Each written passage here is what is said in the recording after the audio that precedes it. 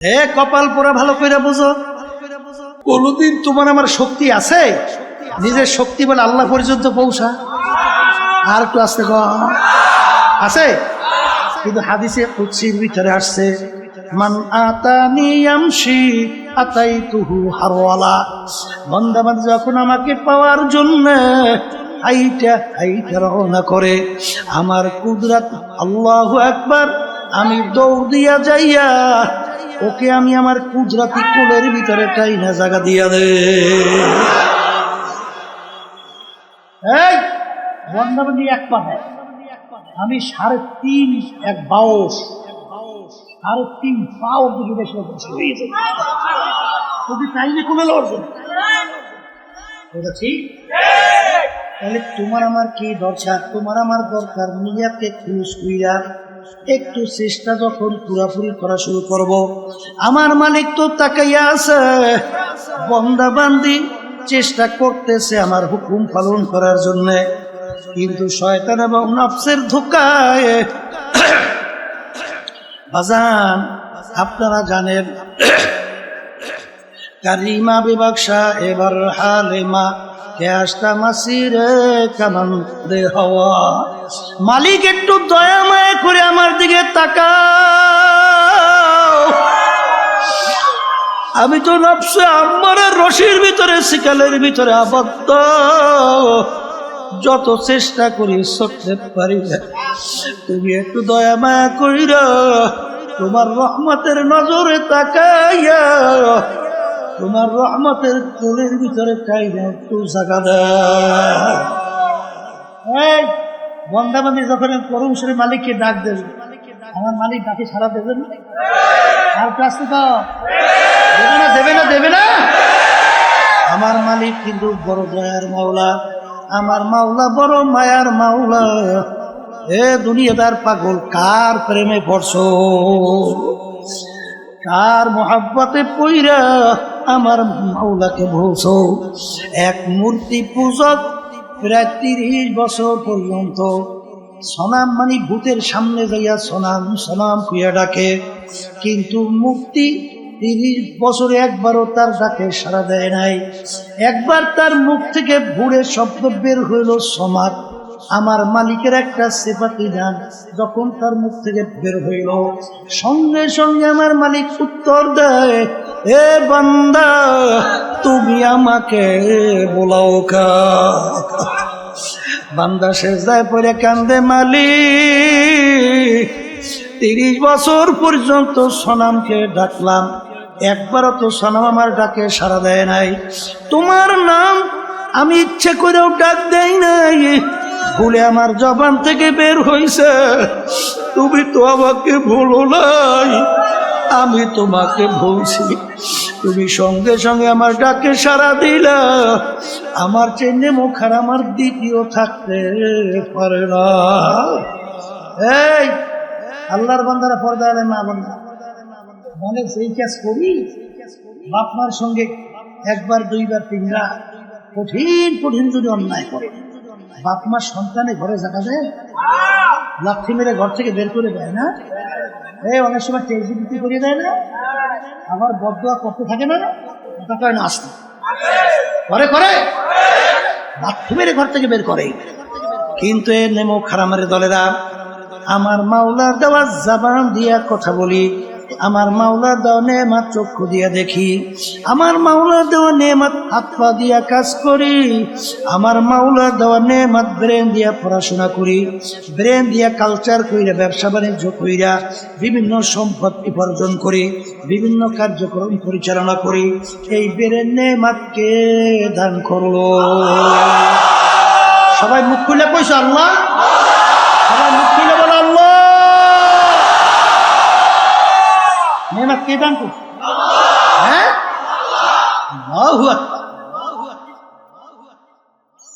আল্লাহু আকবার। এই আল্লাহর বান্দারা, কবরের যাত্রীরা, বাজান একদিনও কি চিন্তা করছো? অনেক সময় অনেক অন্ধ মানুষ তোমার আমার সামনে এসে হাত পাতে পাত, হ্যাঁ, অনেক সময় আফসোস করে বলে, হুজুর মালিক আমাকে দুইটা চক্ষু দেয় নাই, আমি তামাম দুনিয়া দেখি অন্ধকার। আপনাকে মালিক দুইটা চক্ষু দান করছে, তামাম দুনিয়া কত সুন্দর ভাবে দেখেন। হুজুর পয়সা দেবেন, চাউল কিনবো, ভাত পাক কইরা খাবো। বাজার এই কথা শুনলে চোখে পানি রাখা যায় না। এক নেমুক প্রাণের দলেরা, আমার মালিক ইচ্ছা করলে তোমাকে আমাকে অন্ধ কইরা দুনিয়ায় বানাইতে পাঠাইতে পারতো কি পারতো না? কি আসতে কই রে পারতো না? তখন দুনিয়া তোর মূল্য ছিল কি? নেতা সেন্সে না, নেতা দল সেন্সেন, সম্পদ সেন্সেন, সম্মান সেন্সেন, আল্লাহরে সেন নাই। কথা ঠিক না? ঠিক।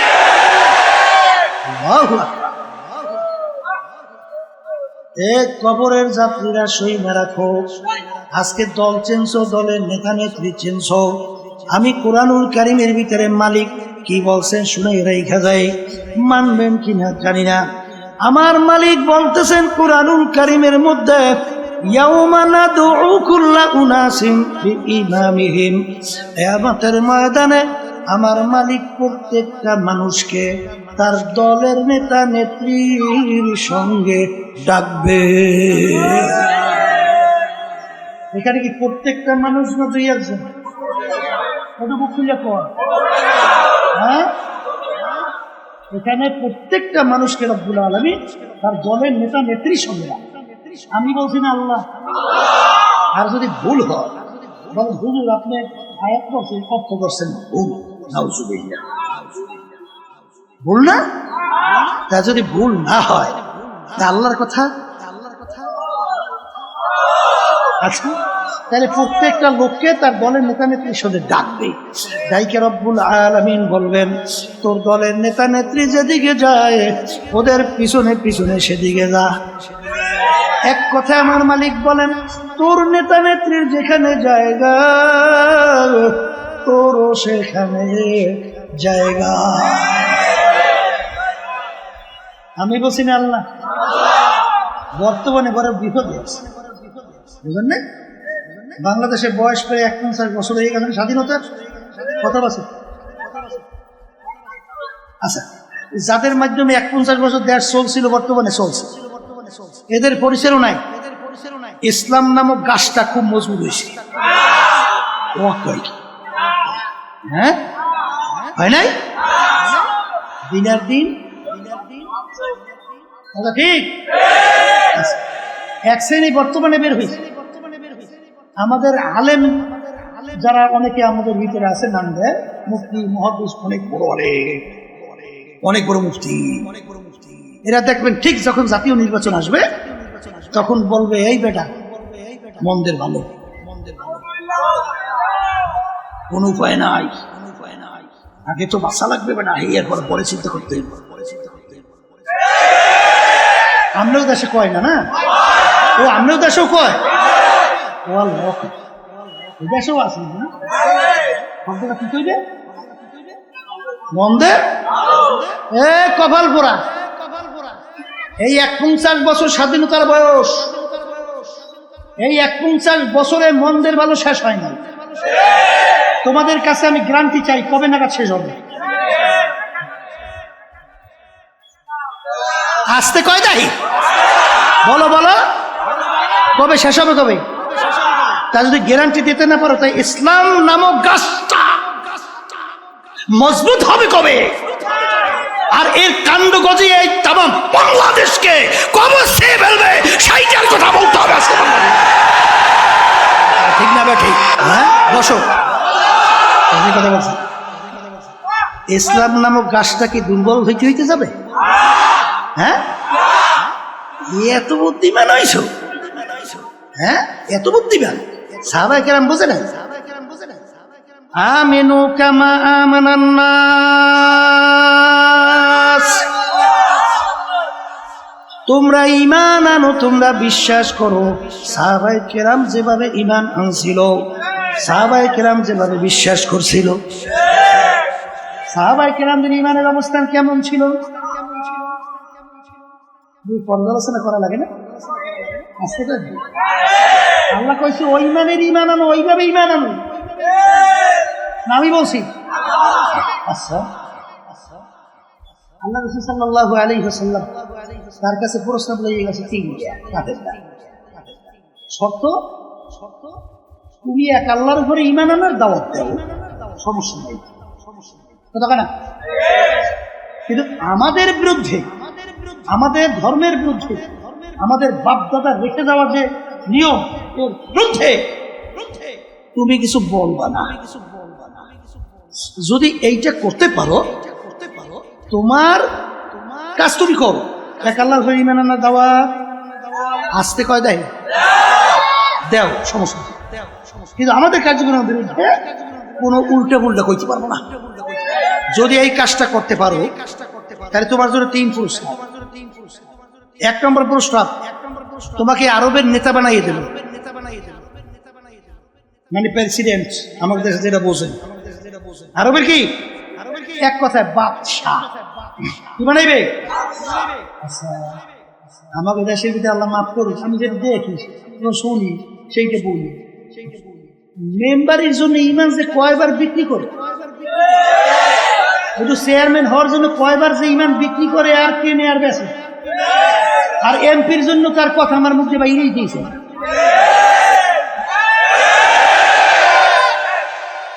এই আল্লাহর বান্দারা, বর্তমানে শুনছি জাতীয় নির্বাচনের সময় বলে 1000 টাকা দিলেই বলে আবার ইমান বিক্রি করে বিভিন্ন কাজে কি করে,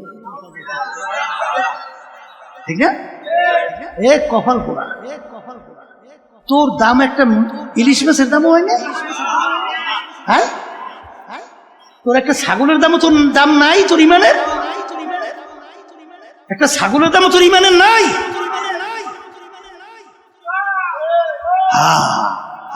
আমিনু কামা আমানান নাস, ঈমান আনো সাহাবায়ে কেরাম যেভাবে ঈমান আনছিল। 1 নম্বর বাদশা বানাই দিল।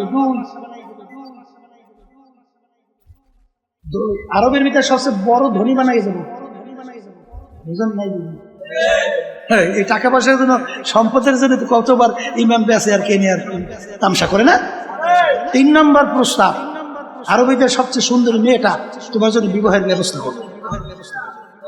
এই জন্য তো সব পাবে, আসতে পারে। যত কিছু সব পাল্লাপাল্লি, মারামারি, কাটাকাটি, এই খুন খারাপি, গুম, সবাই এগুলো অন্য কিছু।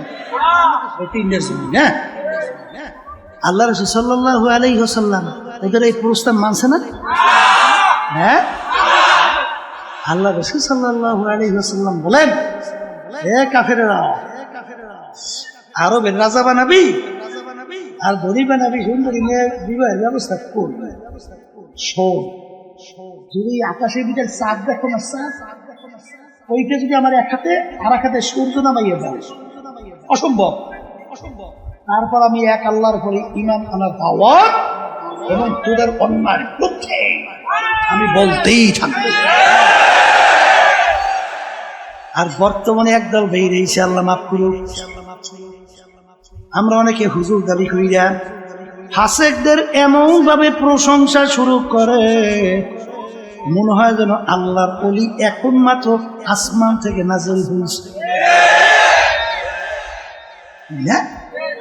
হাদিসের ভিতরে আসছে, আল্লাহ রাসূল সাল্লাল্লাহু আলাইহি ওয়াসাল্লাম বলেন, যখন ফাসেকদের প্রশংসা করা হয় রব্বুল আলামিনের আরশ থরথর করে কাঁপতে থাকে।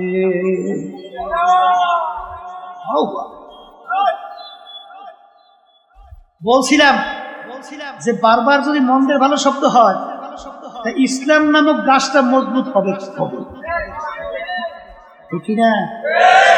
গ্যারান্টি চাইছিলাম, দিতে পারি না, পারছেন? এই যে আল্লাহর কুতুব ফজলুল করিম রাহমাতুল্লাহ আলাইহি, রব্বুল আলামিন, তার ভিতরে আল্লাহ রব্বুল আলামিন ইলহাম, কথা ঠিক না ঠিক? আল্লাহ রব্বুল আলামিন ডাইলে দেশে অন্তরের এমন এক কায়দায় আল্লাহর কুতুব পরিবেশ তৈরি করে রাখছেন। আব্বাল আল্লাহর কুতুব চিন্তা কইরা দেখছে স্পেনের ইতিহাস 750 বছর মুসলমানদের রাজত্ব, মুসলমানদের অস্তিত্ব তারা সেরে পাওয়া যায় না, কথা কয় না? হে আল্লাহর বান্দারা, পর্দা আলেম মা বোনেরা, না আমেরিকা না লন্ডন সে হুলফত, আমি মস্তে মদিনা করু খুদায়া। হে আব্দুল করিম আব্দুল রহিম, হে রহিমা খাতুন, শাড়িটার নৌকা ছাড়ছো, নৌকা যায় কোথায়? তোমার নৌকা আমেরিকা লন্ডনের ঘাটে ঘাট দিবে না আল্লাহর হাবিবের রওজা মুবারকের পাশে মদিনায় ঘাট দিবে? চিন্তা ভাবনা করে নৌকা চালা, কথা কয় না? মান তাসাব্বাহা মান তাসাব্বাহা কওমিন ফাহুয়া মিনহুম। এই দুনিয়ার ভিতরে যেভাবে তুমি যার সঙ্গে সম্পর্ক রাখবা, যেই দলভুক্ত হইয়া চলবা, যেই দলের নেতা নেত্রীকে নেতা নেত্রী মানবা, আল্লাহর রাসূল বলেন কিয়ামতের ময়দানে তুমি ওই দলভুক্ত হইয়া উঠবা এবং ওই দলের নেতা নেত্রীর সঙ্গে তোমার শাসন হইয়া যাবে। যার সঙ্গে যার মোহাব্বত, তার সঙ্গে তার কিয়ামত। বলেন, যার সঙ্গে যার মোহাব্বত, তার সঙ্গে তার কিয়ামত। কথা ঠিক কিনা? সাহাবায়ে কেরামদের ঈমান কেমন ছিল? সংক্ষেপে দুই একটা শুনেই দিয়েছে।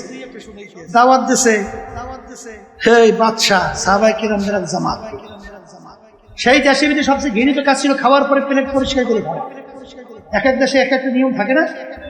এই দেশের ভিতরে সবচেয়ে ঘৃণিত কি? প্লেট পরিষ্কার করে খাওয়া। এখন সাহাবায়ে কেরামদের নিয়ম কি, সুন্নাত তরিকা কি? হ্যাঁ, প্লেট পরিষ্কার করে খাওয়া। এখন বাদশার মেহমান, তাদের সবচেয়ে কাজও ঘৃণিত। সেই কাজটা যদি বাদশার মেহমান না করে, তখন বাদশা সমাজে মুখ দেখাতে পারবে? বাদশা লজ্জিত হবে না? অপমানিত হবে না? বাদশা অনুরোধ করতেছে, জানি আপনারা খাওয়ার পরে প্লেট পরিষ্কার করে চাইতে খান।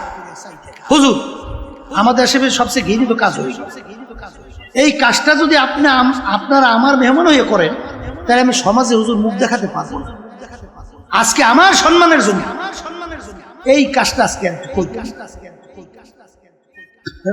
আমাকে দেশের আল্লাহ মাফ করুক, যদি হয়তো হতুয়া কয় কায়দায় ঘুরত, আসতে কয় হ্যাঁ কথা কয় না ভাই, খালি করছে না? আবুল ফজলের মতো লোক বাদশা আকবরের প্রতি হতে দিনে লাগি পুকুরি তাম দুনিয়ার ভিতরে সবচেয়ে জানার দিক থেকে পানি, এত বড় দ্বিতীয় কেউ ছিল না। কোরআন কারীম বিনা নকশার হরফ দিয়া 30 পারা কোরআন কারীম তাফসীর। এখন ওলামায়ে কেরাম বসতেও তো বসে, সে কিন্তু আবুল ফজলের পথে ঢুকে। আর ওই সময় মুজাদ্দিদ আল ফিসানি রাহমাতুল্লাহি আলাইহি কি কন, বাদশা আকবরের বিরুদ্ধে দ্বীনে ইলাহির বিরুদ্ধে ফতোয়া দেশ। কথা ঠিক না? যেই কথা বলতে চাইছিলাম, আল্লাহ রাসূল সাল্লাল্লাহু আলাইহি ওয়াসাল্লাম বলেন, হুব্বুদ দুনিয়া রাসু কুল্লি খাতিয়াতিন, সমস্ত গুনার মূল হলো এই দুনিয়ার মহব্বত, সম্মানের মহব্বত। কথা ঠিক না বেঠিক? এ কবরের যাত্রীরা, আমরা কেউ দুনিয়াতে থাকতে পারবো না, কেউ থাকতে পারেও নাই। এই আল্লাহর বান্দারা, পর্দা আলেম মা বোনেরা, আজকে মুসলমানদের দায়িত্ব কর্তব্য হলো ইসলাম নামক গাছটার একটু ইসালি কইরা গোড়ায় পানি দিয়ে একটু তরু তাজা কইরা রাইখে যাইতে পারি কিনা? আসতে কয় দেয় যদি মাটি নিতে না যায়, ওই ঈদের উপরে কোনোদিন বিল্ডিং হয়? এখন যেই মাটির নিচে যাইবে ও কোনোদিন বলবে এই উপরে দিয়ে চাইবে যে আমার তো কোনোদিন কেউ দেখবি, আমি মাটির নিচে যাব, কোনোদিন বিল্ডিং তৈরি হবে না। তোমার আমার মতো যদি ইসলামের নামক বৃক্ষটা আজকে রোপণ কইরে একটু চারাটা একটু সেলি কইরা একটু পানি দিয়ে সতেজ কইরা রাইখে যাইতে পারি, আল্লাহ ভালো জানে, বলতে পারি না কবে কি হবে। এই একদিন আল্লাহর ফজল ও করমে ইসলাম নামক গাছটা একটা বড় বৃক্ষে আল্লাহর ফজলে পরিণত হবে। কথা ঠিক না বেটি?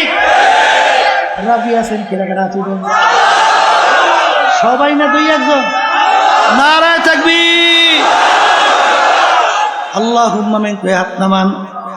दिन के सूरज दूर ही है हम लोगों के सामने, रोज़े महशर क्या जब है मुस्तफा की सामने।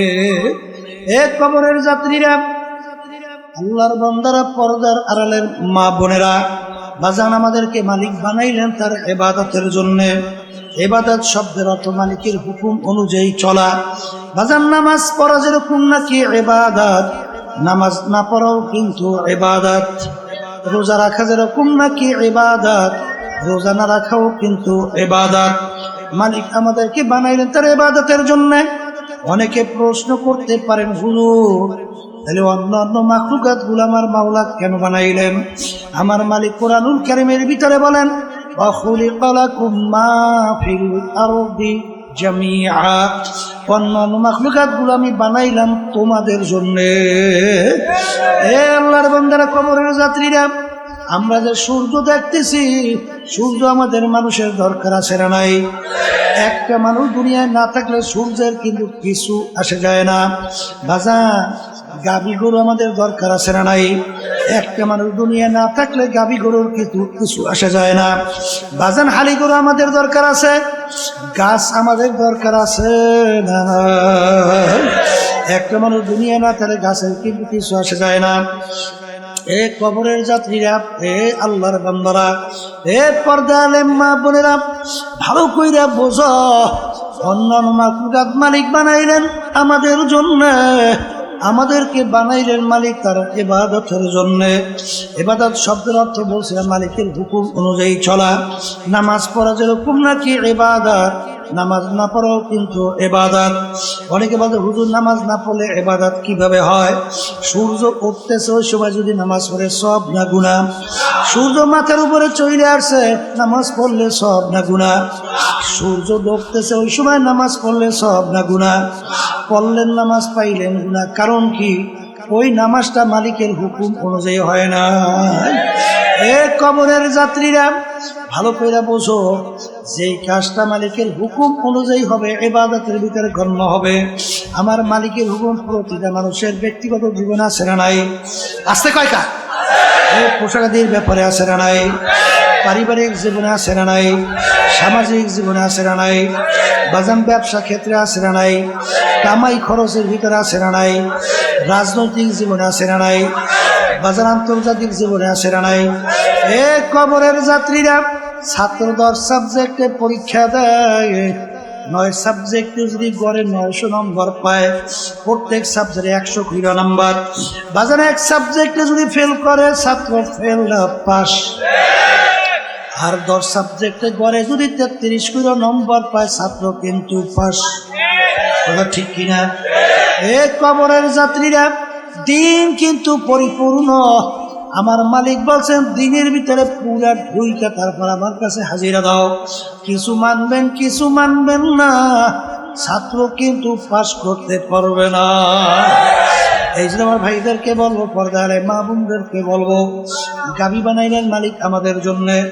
আমার মালিক তোমার আমার দিকে তাকাইয়া তাকাইয়া বলেন, আব্দুল কারিম ও রহিমা খাতুন, আমি তোর বিচার চাইয়া চাইয়া দেখি।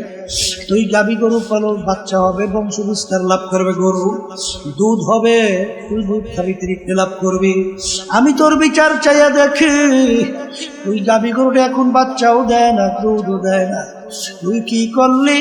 গাভী গরুটাকে তুই ফালাইয়া দাও নাই, ছুরি ধার করলি, গাভী গরুটাকে শোয়াইলি, জবাই করে চামড়া খুইলা গোস্ত পাক করে নিজে আত্মীয় স্বজন নিয়ে খাইলি। খা বন্ধা, আমি তোর জন্যই বানাইলাম। আম গাছ বানাইলাম আম খাওয়ার জন্য। আম লাগাইলে আম হয় না, আমি তোর বিচার চাইয়া দেখি। আম গাছ কাটলি, তক্তা তৈরি করলি, বাকি অংশ লাকড়ি তৈরি কইরা আগুন জ্বালাই ভাত তরকারি পাক কইরা খাইলি। খা বন্ধা, আমি তোর জন্যই বানাইলাম। তোদেরকে আমি বানাইছিলাম আমার ইবাদতের জন্য। আমি তোর বিচার চাইয়া চাইয়া দেখি। ফজরের সময় মুয়াজ্জিন তোকে আমার পক্ষ থেকে ডাকে, আসসালাতু খায়রুম মিনান নাওম। ঘুম হইতে নামাজ ভালো। তুই নাকটাই না ঘুমাও, তুই আমার হুকুম পালন করতে মসজিদে যাও নাই। তোকে আমি ফজরে আমার ইবাদতে পাই নাই। জোহরে ডাকলাম, তোকে আমি পাই নাই। আসরে ডাকলাম, পাই নাই। মাগরিবে ডাকছি, পাই নাই। ইশায় ডাকলাম, পাই নাই। হারাম হালাল তো মিস কইরা খাইতে চলতে বললাম, খাও নাই, চলো নাই। আরে জুলুম করতে মানা করলাম, ছাড়ো নাই। মিথ্যা কথা বলতে মানা করলাম, ছাড়ো নাই। বেপর্দা চলতে মানা করছি, বেপর্দায় চলছো, পর্দা করো নাই। এক কথায় তোকে আমি ইবাদতে পাই নাই। এখন তোর বিচার তুই কর। তোকে আমি বানাইছিলাম আমার ইবাদতের জন্য। এখন তোকে মানুষ জবাই করে খাইবে, তাও তো জায়েজ রাখি নাই। এ বান্দা বান্দি, তোর বিচার কর। তোকে এখন আমি কোন কাজে লাগাবো ভালো করে যাই না রাখিস। আমার একটা কাজ আছে, আমার একটা চুলা আছে।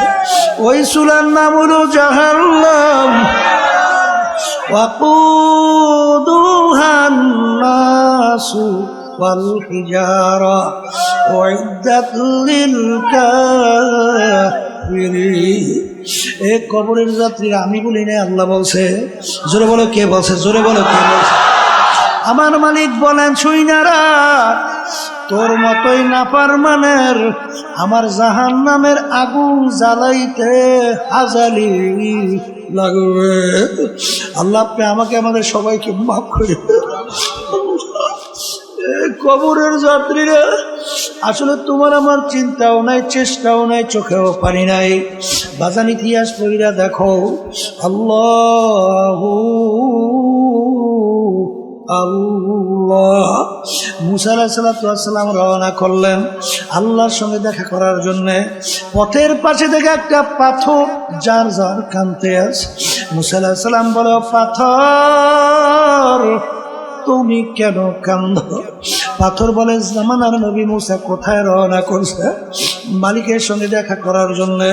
পাথর ডাক দিয়ে বলে, হে জামানার নবী মুসা, আপনি একটু আমার কথা মালিকের কাছে বলিয়েন যে অমুক জায়গায় একটা পাথর তোমার ভয়, তোমার জাহান্নামের ভয়, কানতে কানতে নহর জারি করছে। পাথর তোমার জাহান্নামের আগুন থেকে মাপ চায়। মুসা আলাইহিস সালাম বলে, মালিক পাথর তোমার ভয়, জাহান্নামের ভয়, কান্দে জাহান্নাম থেকে মাপ চায়। রব্বুল আলামিন বলে, হে জামানার নবী মুসা, তুমি পাথরকে জানাইও ওকে আমি জাহান্নামের আগুনে জ্বালাবো না। বাজা মুসা আলাইহিস সালাম বলে, পাথর তোর কপাল ভালো, আমার মালিক তোর কান্না কবুল করছেন, তোকে মালিক জাহান্নামের আগুনে জ্বালাবে না। পাথরের কান্না বন্ধ হয়ে গেল। কিছুদিন পর যখন ওই পথ থেকে রওনা করলো, দেখে পুনরায় আবার পাথর কান্দে। নবী ধুমুক দিয়ে বলে, পাথর তুই কি আমার কথা বিশ্বাস করো নাই? তুই আবার কেন কান্দ?